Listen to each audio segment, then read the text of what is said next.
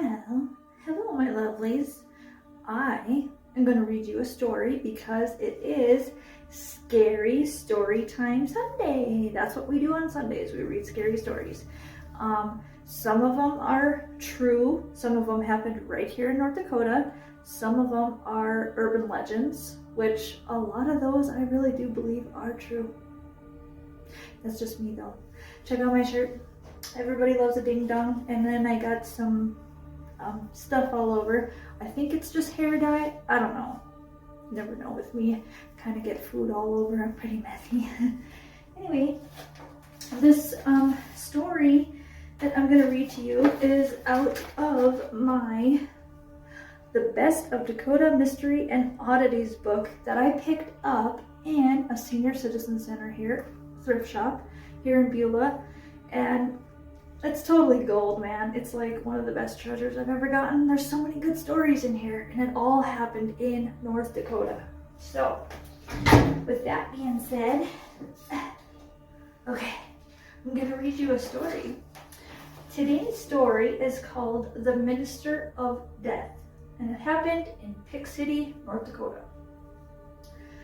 The death. It was a terrible tragedy. A fire at the parsonage of St. Paul's Evangelical Lutheran Church claimed the life of Alma Krukenberg, the 16-year-old maid who kept house for Pastor Hilo Jansen and family. Reverend Jansen awoke to a roaring blaze. He tried to get to the maid's bedroom, but flames drove him back. So he called for help on the telephone before running down the road to the neighbor's farm. Help came too late. Alma Krukenberg died a horrific death as the 10-room house burned to the ground. Grief swept the area. Alma was the daughter of the parishioners where Jansen preached, one of 10 children. She went to work for the Jansens in late January of 1938, only to die 7 months later. So she worked there a very short time. What caused the blaze? Locals thought the fire was started by an errant spark. That August was one of the hottest, driest months of the Dust Bowl years. Because you have to remember that this was in the dirty 30s, so a lot of shit was happening. The locusts, the drought, everything. It was a mess. So because it was the Dust Bowl years, it wouldn't take much to kindle a big flame that could easily consume a wood frame house. It was a terrible, life-taking tragedy, yet everyone knew the horror of this event would slowly fade. They had faith in their church, their community, and in their devoted minister. The second part of the story is called The Minister, so we're going to get into a little bit of his character. Hilo Jansen preached a mighty sermon from the pulpit. His voice rang through the pews while his charismatic personality mesmerized the congregations of the 3 churches that he served. This fire and brimstone minister attended seminary in Germany before coming to the United States in 1907. Here, his first call was at a Lutheran church in Lincoln Valley near Harvey, where he spent 8 years, 1907 to 1915, behind the pulpit. Then he moved his family to Marsh, Montana, where he served a congregation for the next 18 years. It was in 1935 that the minister with his wife and children moved back to North Dakota to preach at 3 congregations near Krem, which is present-day Pick City. Let me sit back down. Okay. Grief suddenly turned to anger when rumors spread that authorities were questioning the minister. How could anyone even suspect that Reverend Jansen, a beloved man of the cloth, had anything to do with this fire? Jansen denied all the accusations. He reminded police that he tried to save Alma, but was thwarted by the fiery inferno. Authorities painted a much different picture.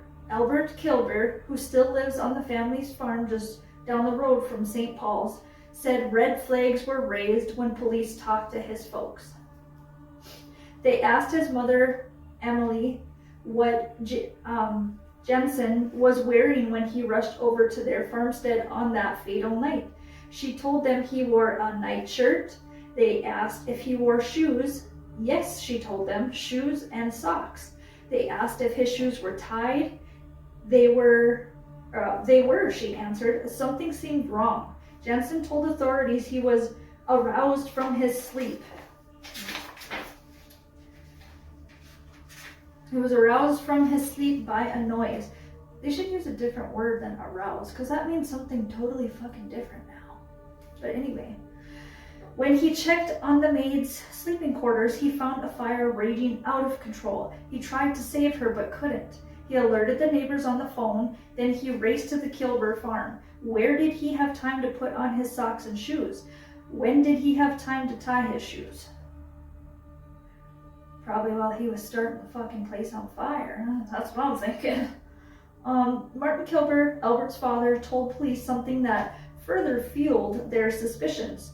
The morning after the fire, Martin and Jensen returned to the parsonage, sorting through the still smoldering rumble. Martin found Alma's body. Grabbing a rake, he began pulling at the girl's remains. Jensen objected. It was as though he wanted what was left of the girl's torso so that he could burn it away. He was trying to cover up what he did. I just know it. Martin ignored Jensen's protests and continued recovering what little remained of the body. It was then that one of the Martin's sons and a cousin came over the hill.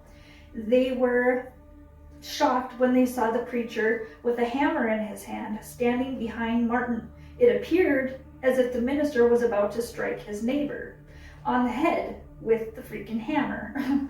When Jensen saw the intruders, he put down the hammer. The most incriminating piece of evidence, though, surfaced during preparation of Alma's body for burial. It was learned that she was pregnant.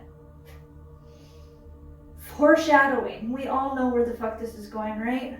He totally knocked her up and then just set the whole place on fire to cover up the pregnancy because he's a freaking creep, right? That's what we're thinking? That's what I'm thinking. Jensen insisted he knew nothing about his maid's condition. He was appalled when the police asked him point blank if he was the father of the unborn baby. Did he kill his maid? Did he set the fire to cover up the pregnancy? Pretty sure he did. Police grilled Jensen for 2 days, during which time the minister steadfastly denied any involvement in the girl's death. He said he has no idea that she was pregnant. Desperate for a confession, the police brought in Alma's parents. The grieving father and mother looked at the man they'd entrusted with their daughter's care. They begged him to tell the truth. Had he, in his most heinous fashion, violated their trust? Had he killed the daughter they had entrusted to his care? No, he assured them he had not. But Jensen's steadfast denial didn't convince the police this time either. They escorted their suspect to view Alma's charred body. All that was left of the once vibrant young girl who was dazzled by the charismatic minister was a torso. That's all that was left of her. The sight proved too much for Jensen. He broke down and words of guilt began to fall from his lips. So, afraid that the anger of the mob mentality against the police would now focus on Jensen, once word of his confession spread, authorities whisked him to Mandan, where he appeared before a judge during the late night hours in what became locally known as the Midnight Court. Although Jensen admitted his guilt, he changed the details of the story a couple of times. He said he killed Alma because she threatened to tell his wife about her pregnancy. On a night while his wife was away at the hospital, he said he gave the maid a glass of poisoned wine that took about 30 minutes to kill her.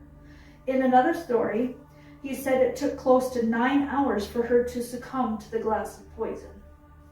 The preacher said he took Alma's body to an upstairs bedroom. Then, downstairs, he set some old rigs afire. After the house was burning, he called for help on the telephone. The murderous minister was sentenced to a life term at the state pen. He died 8 years later in the prison hospital. So ends the mystery, right? No, not really. Remember those first 2 towns where Reverend Jensen preached? I'm about to tell you. He just did some more shit. Minister Dyson. While at Lincoln Valley near Harvey in 1915, the preacher's sister-in-law, Margaret Monsoor, disappeared. She disappeared. Vanished without a trace. But Jamison admitted to authorities that he and the woman had close relations. He was totally banging her. But he staunchly contended he never harmed her. Following the disappearance of Margaret, the family moved to Marsh, Montana, while a minister there in 1930, Rosa Opp, the 19-year-old daughter of a church deacon, mysteriously disappeared. So that makes 2 women that mysteriously disappeared. 3, if you count Alma Krukenberg. She didn't disappear, but I mean, she ceased to exist no more. They both mysteriously disappeared. A month later, her body was found in the Yellowstone River. This time, too, Jansen contended he wasn't involved. Do we even believe this motherfucker? Because I don't. Do you? No, I don't think I do. So, this is the picture of him with his family. So, over here, this is Pastor, this is his wife, and these are his 2 sons. This is the parsonage that he burned down after killing Alma Krukenberg because she was pregnant with his child. These are assumptions, but I think it's very wise of us to assume that this is what happened, because this is more than likely what happened, you know. Let's see. Jamison was sentenced to life at the state penitentiary. He died 8 years later. We said that earlier. Okay, yeah, the picture is of his wife, 2 sons, standing in front of the parsonage that he later burned down to cover up the murder of Alma Krukenberg. What is crazy about this, which is everything, he was a fucking pastor, you know? Like, supposed to be someone that you can completely trust. We don't ever think of doctors or nurses or preachers or school teachers or, you know, people like that to be doing anything fucking weird, or, you know, we just don't expect it. So it's like the perfect cover up. It's like, so basically, do you think that Pastor Jansen was a serial killer? I kind of do. I mean, just everything that, there was just too much evidence stacked against him, you know what I mean? Like, and his behavior was very weird when they did go to the parsonage and stuff like that, and he was trying to get the torso that was still burning. It was Alma Krukenberg's body. He was trying to push it with a rake, you know, push it into the fire so that it would burn up more to, I believe, hide what he did. So that creepy shit happened in Pick City. It used to be called Krem, but it's now Pick City, North Dakota. I think most of us in North Dakota know where Pick City's at. They have a great little bar. Actually, it was called Little's Bar. Maybe it still is. Used to play darts there all the time. Used to win lots of money from pull tabs. Great place to hang out. Great food. Great people. But anyways, yeah, that's the story for tonight. I actually do want to read another small part, so give me just a minute. So I'm gonna read like a little, it's a very short story, but when I read it earlier, it gave me fucking goosebumps, and I really want to read it to you. I want to share it with you. Okay, so it's called What Really Happened to George Clay. This happened in Almont, North Dakota. Cora Clay watched her husband George go down into the basement to fix the furnace. She never saw him come up again. No, not at all. Later, when she looked for him, he was nowhere to be found. It was March 22nd, 1922, when authorities, neighbors, and families descended on the Clay Ranch located about 5 or 6 miles southeast of Almont. No one could figure out what had happened to the 42-year-old rancher. There was no motive nor body to indicate suicide. Clay owned one of the finest ranches in the area. He had tons of money in the bank. And as far as everyone knew, he had a really good relationship with his wife and his daughter. There was literally no reason for the guy to hurt himself, kill himself, or to just walk off and leave his life. Excuse me. Then a glove was found on the shore of Big Muddy Creek, which ran just south of the ranch house. That lone piece of evidence spurred minds into believing that George Clay was killed there. Local historian Sig Peterson said the theory that Clay upset a range cow that was protecting her calf that time of year. The crazed mother pushed him into the swollen creek. The only problem with this theory is they didn't find Clay's body, even though they dragged the creek 5 times. Literally 5 times looking for this guy's body. The Big Muddy drains into the Heart River, which flows north several miles before emptying into the Missouri.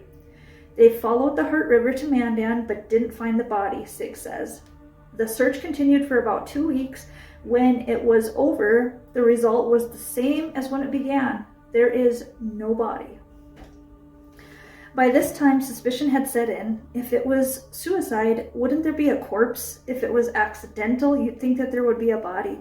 Had somebody killed George Clay and then disposed of his remains? Many of Clay's relatives thought that was the case. Some even pointed the finger at Cora, even though there was never an inkling of proof. I mean, nothing. Although the family protested, the file was all but closed as a missing person case, that is, until a new piece of strange evidence surfaced. Okay, so over 2 years later, officials received a letter from a clairvoyant in Oregon. The clairvoyant claimed Clay was buried beneath the furnace in the basement of the family home. That gives me chills because that's honestly what I was thinking, was something like that, because I have watched an awful lot of horror movies and that's the type of shit that happens. Either that or there was an alternate universe in this fucking guy's basement. Like, where the hell did he go? Officials were dubious about the credibility of such intuitive evidence. Of course, they never want to believe us. However, pressured by Clay family members, they agreed to a search. Armed with shovels, pickaxes, a contingency went to the Clay home and asked Cora if they could do some digging. She willingly consented. She's, like, yes, please find my husband. Tell me something. Where the hell did he go? The party was surprised when they went down into the basement and found that the furnace was gone. That's a little sus, okay? What's more, the concrete floor under the stove was gone too. Okay, that's a little more sus. Spurred by this unusual find, shoveling began in earnest according to newspaper accounts of the day. The party found fresh mortar and mixed loose soil 5 feet down. However, once again, they found no body. No body. No body.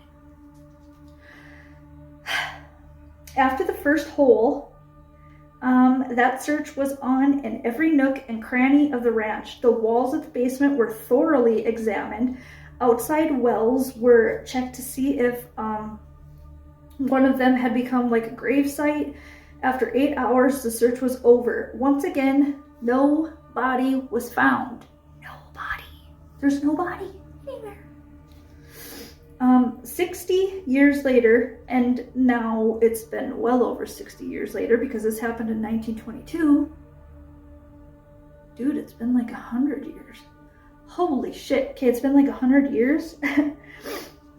100 years have passed since George Clay vanished from his Almont ranch and seemingly from the face of the earth. The leads have dried up. The ranch house is long gone. The basement has been filled in. Although the Big Muddy Creek still flows into the Heart River, there's not even a gurgle there as to what really happened to George Clay. What the fuck happened to this guy? You know what I say? I say fuck looking for Waldo. We need to look for George. Where the hell is he? Where's George? I'm really starting to think that there was like an alternate universe. He went down into the basement and he was never seen again. They should make a movie about that. That would be really good. They should also make a movie about the Minister of Death, that first story that I read. I'd watch it. I'd watch the hell out of that. That'd be good. Anyways, I'm about out of breath. I get super breathy. Ever since I had COVID a couple of years ago, I get breathy really easy. It pisses me off. I'm trying to strengthen my lungs, but it's taking me some time. Also, my kids are coming for some cookies and banana bread because they like Mama's cooking, and I like to visit with them. I'd like to keep them here forever. I have a big enough house. They could have the whole basement probably. They probably don't want to live with their mom anymore though. They're in their like 20s, so probably not. Anyway, I'm gonna go have snacks with the kids. I hope you enjoyed tonight's stories. Send me a message or a comment below how you liked the stories, if you have any questions, or if you just want to request a story for next Sunday for spooky story time. Say that 3 times real fast. Whew. Anyways, hope you guys all have a wonderful week. Stay safe. Love you.